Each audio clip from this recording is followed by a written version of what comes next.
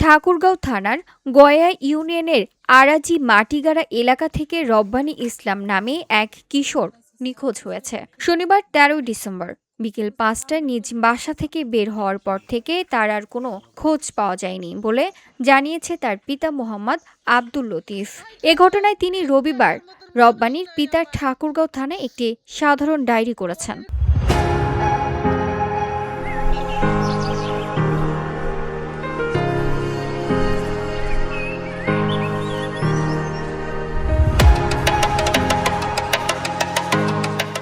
GD অনুযায়ী রব্বানী ইসলামের গায়ের রং শ্যামলা, উচ্চতা আনুমানিক ৫ ফুট ১ ইঞ্চি এবং ওজন প্রায় ৪৮ কেজি। নিখোঁজের সময় তার পরনে ছিল নীল রঙের হাফ হাতা গেঞ্জি ও নীল জিন্স প্যান্ট, চুল ছোট কাটা।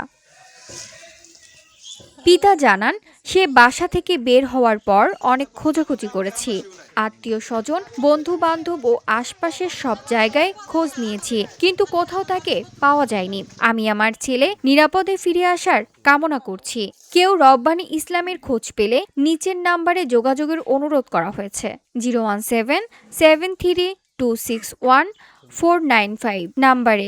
খেলতে গেছিল, তা যে কিছুক্ষণ পরে ফেরা খোঁজাখুঁজি করছি, এই খেলতে গেছে আর আসে নাই বাড়িতে ফিরে। তা এখন আসে নাই, অনেক খোঁজাখুঁজি করার পরেও আমার ছেলে পাচ্ছি না এখনো।